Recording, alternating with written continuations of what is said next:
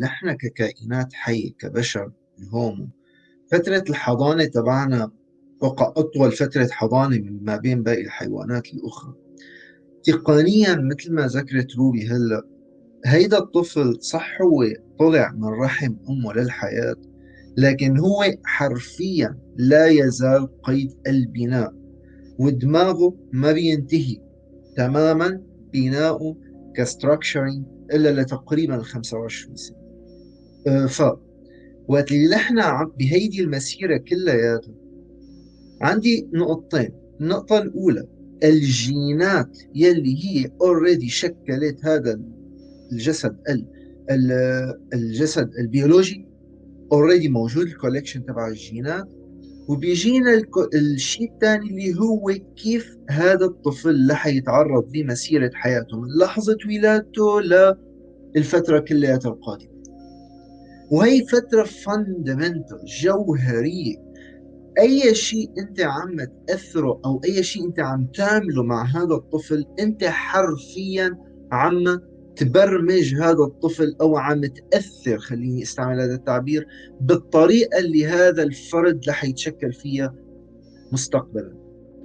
والسبب الأساسي باستمرار قوة التربية الدينية والعنف في التربية هو الجهل بالدرجة الأولى.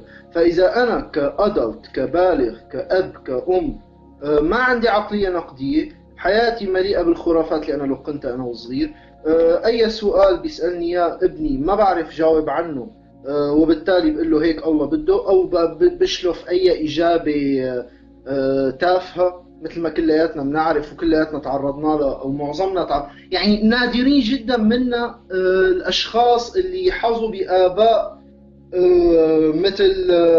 مثل ما حظي ريتشارد فاينمان بوالد كان نما عنده حس النقدي من هو صغير، وكان يعلمه بكل لحظة كيف يتساءل وكيف يعرف كل المعلومات ويبحث عن أدق التفاصيل. العقليه النقديه نفسها ان انت بتوزن الامور بناء على المنطق اللي انت تلقيته في هذه المرحله.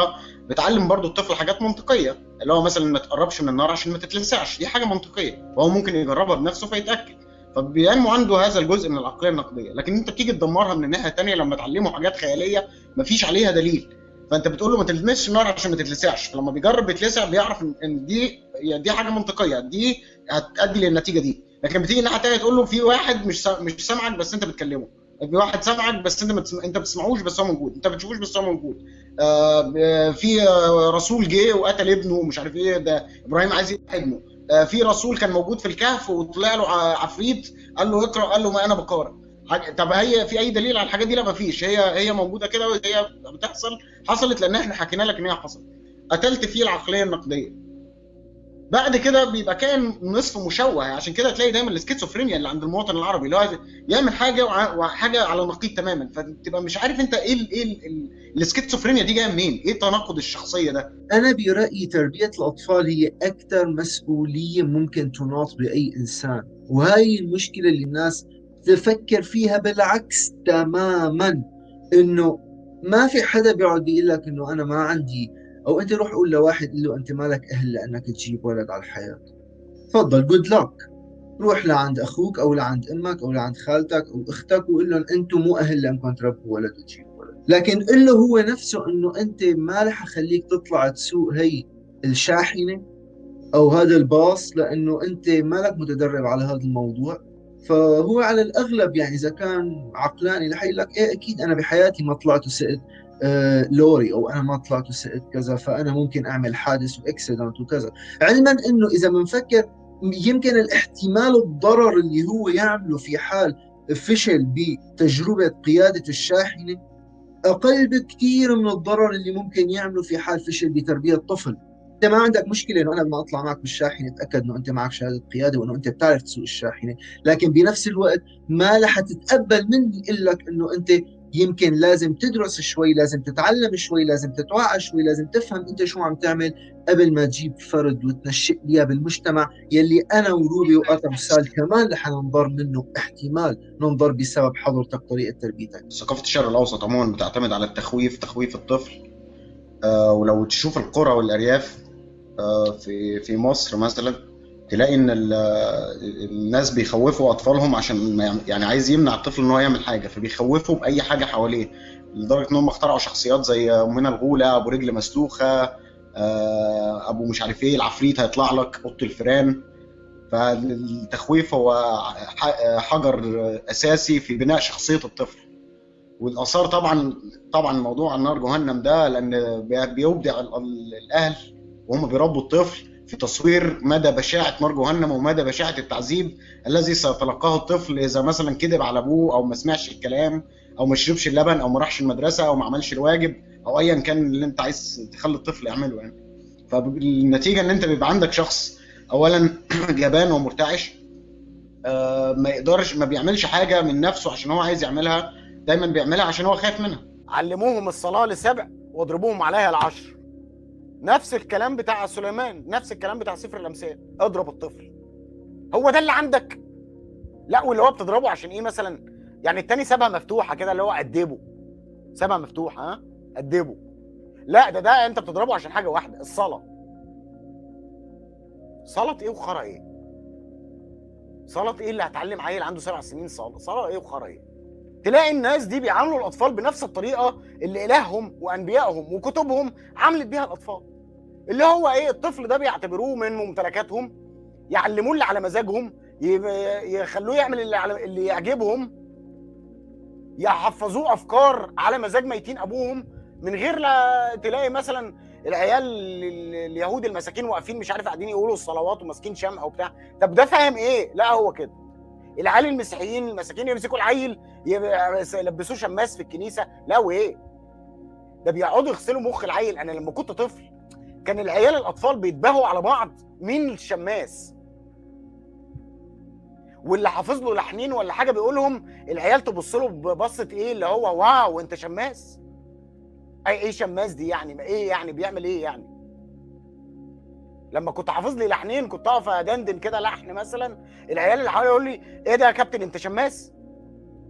ده حاجه عظيمه يعني، ده مجد عظيم ان انا بقيت شماس. ايه شماس ايه وخرا ايه؟ ايه يعني بقيت وزير التعليم مثلا؟ ايه شماس يعني؟ يقعدوا يغسلوا في دماغنا ويحفظونا الخرا ده، وعمالين نحفظ الحان احنا مش فاهمين هي معناها ايه. انا لحد النهارده حافظ الحان من وانا طفل انا مش فاهم معناها ايه. يمسكوا العيل يبقى عنده 7 سنين يقول لك ده حافظ القران. ليه يا ولاد ليه عملتوا فيه كده؟ ليه؟ القران ايه اللي حافظه؟ طب هو فاهم القران ده بيقول ايه؟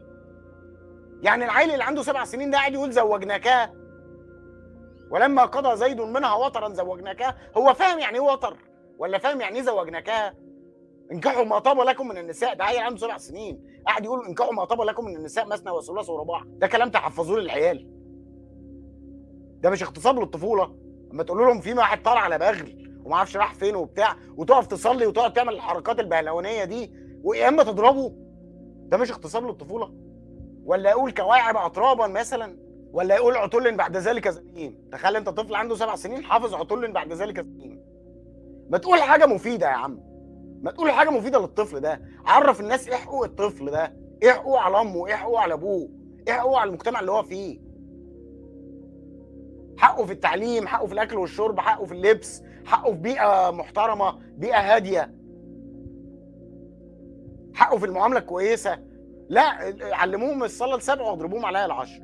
انت بدك تخلي اطفالك يحبوك، بس بنفس الوقت تستعمل استراتيجيه تخلي عليهم من شبه المستحيل انه هن يحبوك ويحترموك وتكون انت مصدر ثقتهم. طيب يعني وقت انت عم تضرب ولد انت عم تحطه انا برايي بثلاث معضلات. تخيل طفل صغير وعم يتعرض لثلاث معضلات: الالم البدني اللي عم يتعرض له، الالم النفسي من خوفه من نار جهنم او من العقاب الالهي او المجتمعي او whatsoever، اذا هو ما حبك لانك عم تضربه، لانه هو لازم يحبك لانك انت ابوه او امه او whatsoever.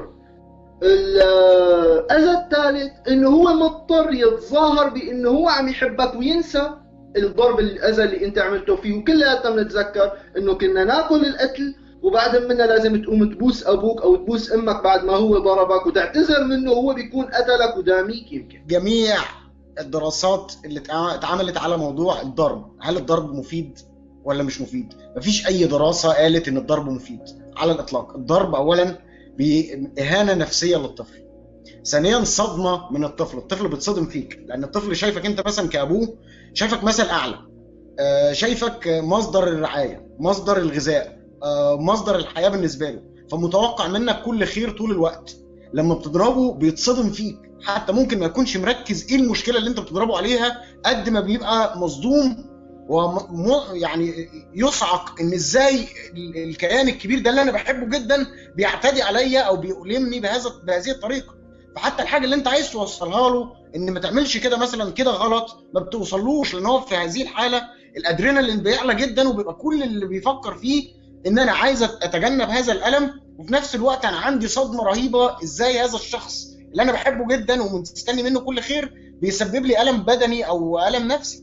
انت قدامك حتعرض هذا الطفل لانه ينشأ باحد حالتين، اما حتطالعه بشخصيه مازوخيه، شخصيه مهزومه، شخصيه خوافه، شخصيه ضعيفه، شخصيه مستعده انه هي اي كلام تقول لهم اياه بس خلص جنبوني انه اكل ضرب جديد، انا شخص لا وزن لي، لا قيمه، لا راي. الطفل يمكن عم يعبر عن رايه معك وانت ضربته، يمكن عم يساعدك، عم ياخذ الاكل او الكاسات ليوصلهم على المطبخ ووقعهم كسرهم فانت ضربته، هو عم يساعدك، او اشياء من القبيل. فحتكون شخصيه مهزومه او حتكون شخصيه ساديه. هي الشخصيه اللي هي لقت انه الضرب هو السياسه الامثل للتعامل مع اي حدا اضعف مني، وبالتالي هي الطريقه الامثل لبسط السلطه، وبالتالي حتلاقي الناس عم تضرب بعضها بالشوارع، حتلاقي الازواج عم يضربوا زوجاتهم، حتلاقي رب العمل عم يسيء للموظفين اللي عنده، وحتشغل دوامه من الدومينو. هي الدوامه من الدومينو ما بتفيد الا اللي انا بسميه ثالوث القمع، اللي هو السلطات السياسيه والدينيه والاقتصاديه بالبلد، بانه انا عيشت العالم اما بحاله من الشجار الدائم والتوتر، لانه في ناس اخذت هذا النوع من الشخصيه اللي هو خلص انا مستعد اضرب الناس، مستعد اعمل اي شيء، ما هو الضرب ابي عم يضربني ويقول لي الضرب منيح وانا لازم احبه، وبالتالي انا لازم اضرب غيري لحتى ابسط سلطتي عليه. هلا بيجي اطفال، هذا الشخص كيف بده يربي اطفاله؟ تماما مثل ما اهله ربوه، بده يضطر باللاوعي تبعه، حيطالع العقد النفسيه تبعه. رقم واحد، شوف الشقين هلا، رقم واحد حيطالع العقد النفسيه تبعه ويمارس سلطته هي على اطفاله، لانه هو وقت كان بموقعهم كان ما عم يحسن يتصرف اي شيء بهذا الموقف، هلا عم يحسن يتصرف، فحيتصرف على اطفاله مثل ما اهله تصرفوا معه. هذا رقم واحد. رقم اثنين، في معضله عند معظم الغالبيه الساحقه من البشر، انه كل واحد فينا مفكر حاله هو شيء منيح، هو انسان كامل، هو منيح، وبالتالي بما انه هو منيح اهله كانوا عم يضربوه لحتى صار منيح، فهو حيضرب اولاده لحتى يصيروا مناح، وهكذا. فانت شغلت عندك احجار دومينو عم تتقالب عبر الاجيال، لا يمكن ايقافها الا بانك انت توقف عمليه ضرب الاطفال. كيف انا فيني اوقف عمليه ضرب الاطفال وانا بنفس الوقت عم اعلم الطفل من صغره الغزوات والقتال والسبايا والعبيد وشو بدك انت والحروب، وهذا اللي بده يقطع راس ابنه، وهذا اللي ما بعرف شو عمل للاعداء. انت من صغرك عم تعلمه انه هي القوى الهمجيه البدائيه القبليه هي اسلوب مثالي للحياه، يمارس من قبل شخصيات مثاليه هي قدوتك، هي قدوتك بالحياه، واهلك اللي هن قدوتك عم يضربوك، وبالتالي انت رح تنشا كعنصر بالمجتمع، عنصر عنيف، عنصر الحل بايدك هو الضرب، وبالتالي بتلاقي الواحد فيهم بس همه انه كيف بده يربي عضلات اكثر، بتلاقيه من اول يوم راح فيه على الجيم راجع عامل هيك، هو من اول يوم راح فيه لسه على الجيم، عرفت؟ وبده يضرب العالم بالشارع، اذا واحد زمر له بالسياره يمكن يوقف وينزل يضربه. مجتمع متهالك تماما لانه يستمد القدوات تبعه من شخصيات كلياتها همجيه تستعمل اسلوب الضرب. لو واحد سايق عربيته في مصر وبعدين واحد تاني خبطه بالعربيه، ايه اللي بيحصل؟ تلاقي الاثنين نزلوا، اللي متخيل ان هو مش غلطان سحب حديده او نزل كسر عربيه التاني او ضربه او يعني بتبقى خناق. انت خبطت لي على نهارك اسود، خبطت لي العربيه. لو الموقف ده حصل هنا في امريكا مثلا او عندك في بريطانيا، ايه اللي بيحصل؟ اول حاجه بتلاقي اللي اتخبط الاثنين نزلوا، انت كويس؟ انت سليم؟ انت حصلت لك مشكله؟ طيب خلاص اطمنا على الانسان سليم، نشوف بقى العربيه دي مين الغلطان، نجيب البوليس مين الغلطان وشركه التامين بتاعته تدفع تعويض للتاني. بالعكس انت ممكن تطلع من المشكله كسبت صديق جديد. معظم حالات الجريمة مستقبلا، معظم حالات الاغتصاب مستقبلا، معظم الاضطرابات النفسية مستقبلا، وخاصة اللي هي لها علاقة بأمور بالشخصية، رح تنبنى معك بفترة الطفولة.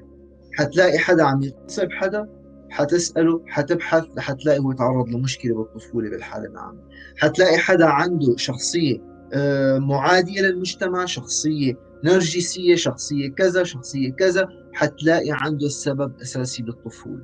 أنا بقول صح العوامل الجينية بتلعب دور كبير، لكن العوامل البيئية هي اللي بتلعب الدور الأكبر، وحاكين لساعات طويلة بهيدي الأمور من قبل. مراحل العمر الاولى حكايه العقوبه دي يعني شيء سيء، لان الطفل في هذه المرحله ما بيبقاش فاهم قوي ايه اللي بيحصل. هو كل اللي بيعمله ان هو بيتلقى منك حاجه، حتى يوم ما بيعمل حاجه انت متخيل ان هي حاجه غلط مثلا، هو مش بيعملها عشان يغيظك او مش بيعملها عشان عايز يعملها، هو بيعملها عشان بيجرب، عايز يعرف ايه ده. او لما انت بتقول له ما تعملهاش عايز يعرف ليه. يعني ده بالعكس، انت المفروض تنمي هذه العقليه النقديه عند الطفل، ولما تقنعه ده يخليه يلتزم بالموضوع اكتر من ان هو يكون خايف. لكن فكره العقوبه بعد كده، يعني مثلا بعد سن 6 أو 7، فكره العقوبه ممكن بعد كده عشان تعرفوا بس ان everything in life has consequences. يعني لو في حاجه انت لو اخترت اختيار معين، ممكن نتيجه اختيارك يؤدي الى تتابعات للاختيار بتاعك. لا بدي احرم الولد من البيتزا، ولا بدي انه الولد كمان باي لحظه طلب بيتزا انه انا مفكره حالي. وهي غلط شنيع بيغلطوه الامهات، وقت بيحكوا معي وبشوفهم انه انا عم ربي ابني احسن تربيه، انا عم بعطيه كل شيء بده اياه. انا يمكن انت هذا الشيء غلط اللي عم تعمليه، باي ذا واي. مو انت كل ما ابنك بده شغله منك واعطيتيه اياها فانت مفكره حالك عم تعملي شغله منيحه لانه ابنك كثير فرحان بالاشياء اللي انت عم تعملي له اياها.